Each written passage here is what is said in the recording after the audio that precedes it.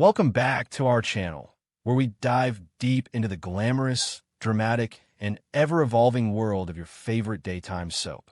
Today is a beautiful day to unravel the tangled webs of love, deception, and ambition in Los Angeles. Let's jump straight into the heart-pounding revelations awaiting us. A sudden, paralyzing wave of icy terror is about to wash over Melissa Dillon, freezing her in place amidst the vibrant, chaotic energy of the Forrester Creations design floor. For weeks, Dillon has been walking a dangerous tightrope, desperately trying to maintain her footing in a corporate environment that has become increasingly hostile and manipulative. The looming threat of R.J. Forrester has already pushed her to the brink of psychological exhaustion. R.J., wielding his immense privilege and corporate power like a blunt weapon, has been mercilessly exploiting Dillon's deepest, most traumatic fear, the agonizing prospect of returning to a life of poverty and sleeping in her car. He has cornered her, demanding she actively sabotage the fragile reconciliation between Will Spencer and Electra Forrester. But just as Dillon feels she cannot possibly endure another ounce of pressure, the universe delivers a chilling new nightmare. A mysterious, disguised voice echoes through her mobile phone, delivering a cryptic and horrifying message about unfinished business. The sheer panic that instantly contorts Dillon's face tells us everything we need to know. This is not a wrong number. This is a ghost from a past she has desperately tried to bury beneath the glamorous veneer of high fashion. The profound mystery surrounding this anonymous caller opens up a terrifying labyrinth of possibilities for Melissa Dillon. Who exactly possesses her personal contact information and harbors such malicious intent? In the cutthroat world of Los Angeles, secrets are the most dangerous currency, and Dillon's vault appears to be overflowing. Could this menacing voice belong to Remy Price, the enigmatic newcomer whose sudden arrival on the canvas has sparked endless speculation about hidden family ties and secret histories? If Remy is indeed a figure from Dillon's past, perhaps a long-lost relative or a former associate from her darkest days on the streets, this phone call might be a cruel, twisted prank designed to test her fragile nerves. However, a far more sinister theory continues to cast a long, dark shadow over Dillon's narrative. The unresolved whispers surrounding the tragic and untimely death of Luna Nozawa refuse to fade away.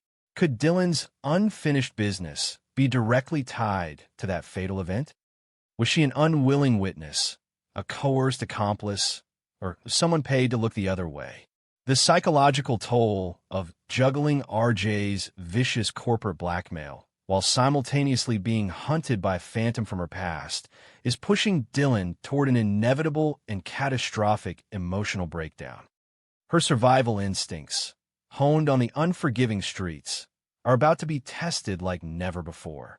Meanwhile, entirely unaware of the sinister forces closing in on her friend, Electra Forrester stands frozen at the most agonizing emotional crossroads of her young life. The heavy, gilded legacy of the Forrester name rests squarely on her shoulders, but it is the fractured state of her heart that truly consumes her every waking thought. The devastating revelation of her Aunt Ivy Forrester's calculated sabotage has left Electra reeling, her entire perception of trust and family shattered into a million jagged pieces. Ivy's unapologetic confession that she deliberately intercepted a crucial gallery letter to destroy Electra's romance with Will Spencer has forced Electra to completely reevaluate her past, her present, and her rapidly approaching future. Now, stripped of the illusions that once guided her, Electra must make a definitive, life-altering choice between two vastly different men who represent two entirely different paths. On one side stands Will Spencer, the comforting, familiar history she thought she had lost forever. Will represents safety, a deep-rooted emotional connection, and the tragic romance of a love story that was unfairly stolen from them by malicious interference. His relentless fight to expose Ivy's lies and when Electra back speaks volumes about his devotion, offering a stable foundation upon which she could rebuild her shattered dreams. Yet, on the other side of this paralyzing romantic dilemma stands R.J. Forrester, a man who ignites a thrilling, intoxicating, and undeniably dangerous new fire within Electra's soul. R.J. represents the unknown, a passionate, unpredictable journey that completely bypasses the lingering trauma of her history with Will. However, this fiery attraction is heavily tainted by R.J.'s increasingly dark and ruthless behavior. Electra remains blissfully ignorant of the fact that the man she is drawn to is currently orchestrating a vile blackmail campaign against her close friend, Melissa Dillon. If Electra were to discover the depths of R.J.'s entitlement and his willingness to destroy a vulnerable woman's livelihood just to eliminate his romantic competition, the intoxicating illusion of their connection would instantly evaporate. This creates a profound, dramatic irony. The audience watches in breathless anticipation, knowing that Electra's heart is leaning toward a man who is actively orchestrating a toxic, manipulative scheme behind her back. The internal conflict tearing at Electra is palpable, a visceral tug-of-war between the profound comfort of what she once had with Will and the dangerous, magnetic pull of what she could have with R.J. Complicating Electra's romantic paralysis is the equally daunting challenge of navigating her fractured friendships, specifically the gaping wound left by Melissa Dillon's previous actions. The revelation that Dillon had moved into the beach house with Will during the period of Electra's estrangement created a massive rift between the two women. Trust, once broken in such a deeply personal manner, is incredibly difficult to reconstruct. However, recent developments indicate a potential thawing of the ice. Dillon, burdened by her own overwhelming guilt and the suffocating pressure of R.J.'s threats, has offered a tearful, seemingly genuine apology to Electra. The sheer vulnerability in Dillon's plea has clearly struck a chord within Electra's compassionate heart. She is visibly moved, her emotional defenses crumbling in the face of her friend's raw sorrow. But can Electra truly forgive and forget? Can she welcome Dillon back into her inner circle, completely unaware that Dillon is currently being coerced into acting as a double agent by the very man Electra is falling for?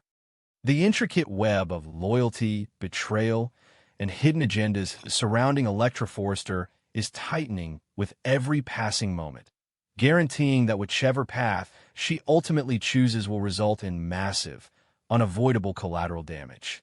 As the younger generation of Los Angeles navigates their chaotic love lives, a deceptively quiet storm is brewing among the veterans of the canvas.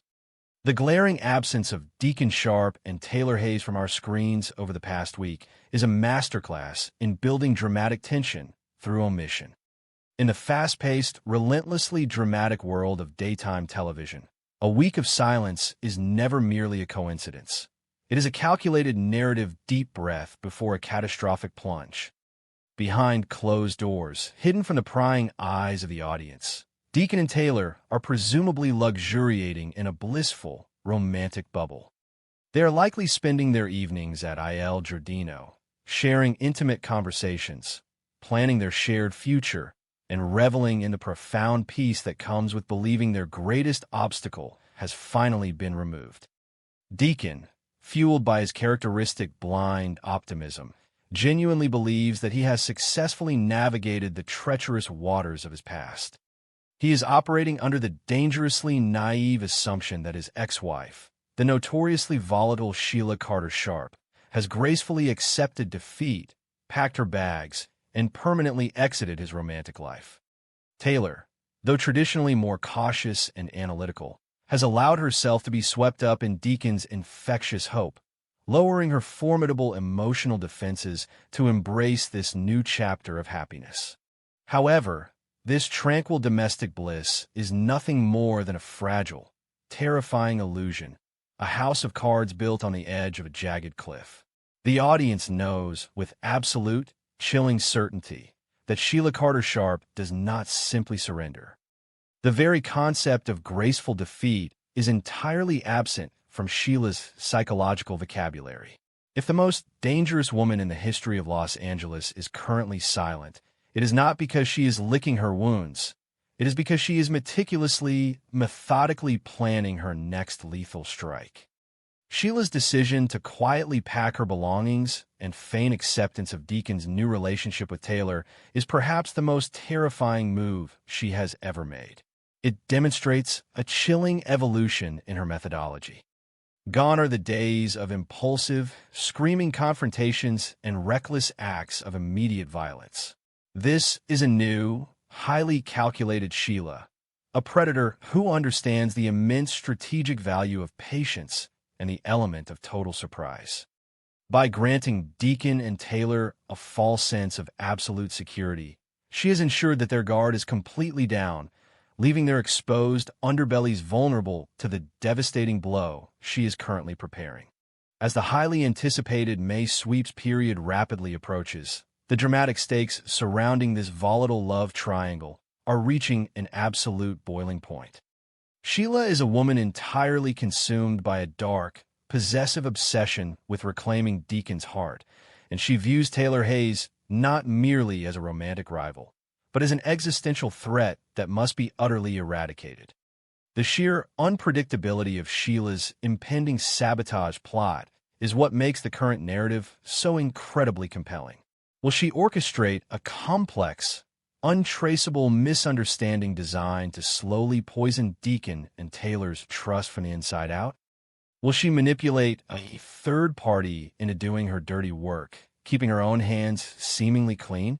Or will she resort to something far more drastic, leveraging a forgotten secret or a manufactured crisis to force Deacon back into her waiting arms? The tension is agonizingly thick, a slow-burning fuse inching closer to a massive powder keg. Every moment of joy that Deacon and Taylor currently share is heavily shadowed by the impending, inevitable arrival of Sheila's wrath, promising a spectacular and destructive collision that will undoubtedly rock the very foundations of their world.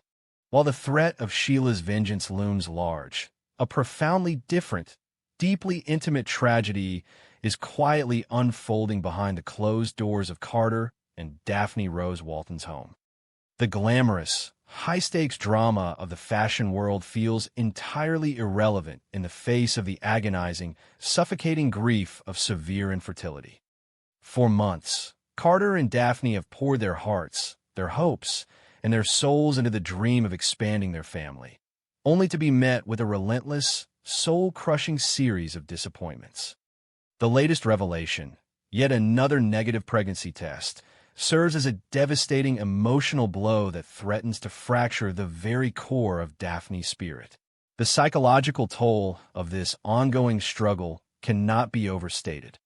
With every passing month, Daphne is forced to endure a silent, invisible mourning process, grieving for a child that does not yet exist, while simultaneously battling the toxic, insidious whispers of self-doubt and inadequacy. She is drowning in a sea of unfulfilled maternal yearning, her pain sharply exacerbated by the cruel reality of watching others effortlessly achieve the very miracle she is desperately chasing. The sheer emotional weight of her empty nursery is becoming too heavy to bear. In the face of his wife's profound devastation, Carter Walton finds himself thrust into the agonizing role of the helpless, fiercely loving anchor. Carter is a man of immense strength and unwavering devotion, yet all his legal brilliance and corporate power are entirely useless against the cruel biology of infertility. He desperately tries to wrap Daphne in a protective cocoon of reassurance, constantly reminding her of his unconditional love and urging her to remain patient. However, beneath his supportive exterior, Carter is undoubtedly wrestling with his own silent heartbreak and the terrifying realization that his words of comfort are slowly losing their power to heal. The intense strain of this shared trauma is testing the absolute limits of their marriage. The constant cycle of soaring hope followed by crushing despair is an emotional roller coaster that can erode even the strongest of bonds. Carter's desperate need to fix the unfixable, juxtaposed against Daphne's spiraling sense of biological failure, creates a deeply moving, highly relatable narrative of love enduring through the darkest of trials. As the harsh reality of their situation sets in, the Waltons are rapidly approaching a critical, life-altering juncture. The repeated failures of natural conception are inevitably pushing Daphne toward the daunting, clinical world of medical intervention. The prospect of scheduling rigorous doctor's appointments, undergoing invasive fertility testing, and potentially facing a definitive, heartbreaking medical diagnosis is a terrifying mountain to climb. It forces Daphne to confront the very real possibility that the traditional path to motherhood may be permanently closed to her. This terrifying medical pivot represents a massive loss of control, stripping away the romance of starting a family and replacing it with cold, clinical statistics and grueling treatments. Yet, it is within this incredibly dark and painful narrative space that the writers of The Bold and the Beautiful have the opportunity to introduce a profound and beautiful beacon of alternative hope. When the biological door slams shut, the window of adoption often opens, offering a different, equally valid, and incredibly moving path to parenthood. The potential for Carter and Daphne to explore the avenue of adoption introduces a deeply poetic and emotionally resonant storyline to the canvas. The suggestion that they might look toward the very same orphanage where Zen Dominguez Forrester spent his early years before being embraced by the Forrester family is a masterstroke of narrative symmetry. It honors the rich, established history of the show while forging a beautiful new legacy for the Walton family. Choosing to adopt a child from Zen's former home would not only provide a desperate, loving couple with a child they have been praying for, but it would also offer a beautiful, full-circle moment of redemption and hope for a child in need. It shifts the narrative focus from the agonizing grief of biological failure to the triumphant, active choice of building a family through boundless, unconditional love. As Daphne and Carter navigate the treacherous, tear-soaked waters of their fertility journey, this potential pivot toward adoption promises to deliver one of the most heartwarming, emotionally complex, and deeply satisfying storylines of the year, proving that sometimes